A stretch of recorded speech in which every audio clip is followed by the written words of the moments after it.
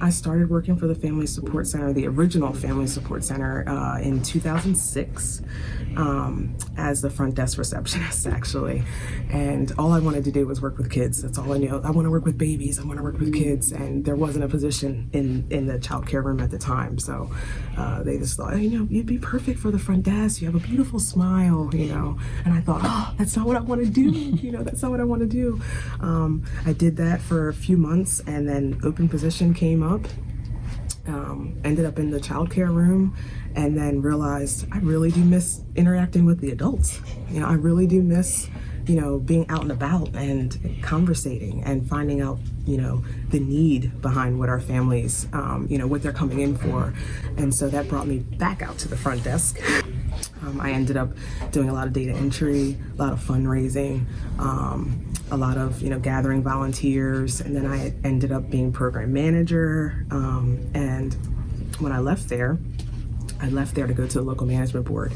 And so leaving direct service back to more the admin kind of position was definitely a change, but I got to see a whole nother side of the nonprofit, the grant writing part and the actual writing of the grant, the RFP, and putting that out. And that was so exciting for me to be able to see all these ideas people have to do in the community. And then I left there and started Murray Consulting, which was basically just an in-home visiting program at the time. My very first contract was actually with the new Family Support Center as their in-home visitor.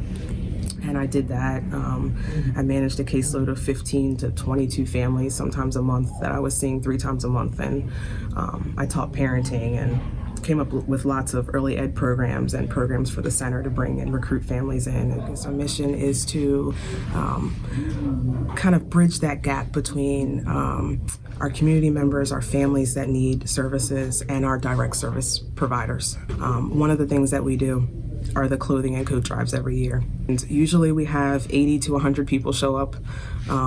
They can take what they want. We have bigger businesses in the county that hold donation boxes for us for weeks at a time. USA and BB&T and Dixon Bow, they've been wonderful. So we do those all around the county. We do those at least 3 to 4 times a year. Saving Hope is my baby. It's my heart. And I'm hoping that it's going to be bigger and we're going to be able to do much more in the community. So I'm definitely looking forward to where it's going to go. I was married for 6 years, and my ex-husband is incarcerated, has been incarcerated for almost 3.5 years now. We have 3 kids together, a 13-year-old, soon to be 5-year-old little boy, and a 6-year-old little girl. In between, we had a lovely home together. But for the safety of me and the 3 little ones, we left in a hurry. Moved in with my mom for a little bit, and she at the time had recently moved from our home house. So my mom has always she had a house, she owned a house, and when my grandmother got really sick, she gave up her house and sold it to take over our family's property. And so I always had somewhere to go back to in transition. So if something happened or we moved, or when I had a baby, I always had some place to go back to, some place to call home. In the middle of the divorce, we moved out of town to Denton for a little bit, lived with my sister in a bigger home, loved it. Things happen there, when you're sharing a lease and you're in a situation with another family member, it's not always the best. Sometimes those kind of things you should just keep out of your family life. But so that didn't work out. I got really ill. I found out that I had Crohn's disease and fibromyalgia. I was suffering from severe depression, PTSD, severe anxiety. I wasn't working, as consistently as I was before. I was working almost 50 hours a week as an in-home visitor. I was all over the place, driving all the time, and that just wasn't possible with me being ill at the time and trying to figure out all these symptoms that come with fibromyalgia. And so I ended up leaving the family center. And I really, it hit me really hard that, okay, now what are you going to do? I was so used to a home with a yard and, a place to call our own. And so I felt like I was stuck. I felt like I was really stuck. I didn't know where to go for services, and being the person who usually does that and having to now step in those shoes was an eye-opener for me, because people see me doing what I do every day and they assume that I have it all together. And when you have to go into people's homes as an in-home visitor, you kind of have to look like you do have it together. But I think one of the things that helps me is that I'm okay with sharing that with my families, and I'm okay with telling them that, look, I've been there, I've done that. I lived with my mom for a little bit. I'm extremely independent, and so is my mom. My mom raised us, the three of us girls, on her own. She always has. It's just been us four. And so I've always kind of taken a little bit of pride with the fact that I've been out of the house since I was 18. And it got to be about the holidays, December, about 2 years ago. Where I was staying at was just becoming really chaotic and hectic. And I thought, you know what, swallow your pride, just go wherever something comes available. And so I ended up here in town at Chestertown Cove. And as happy and as thankful as I was at the time, I really was bummed, to be honest. And I know that sometimes I hate to say that to people because I recognize that other people are in much worse situations.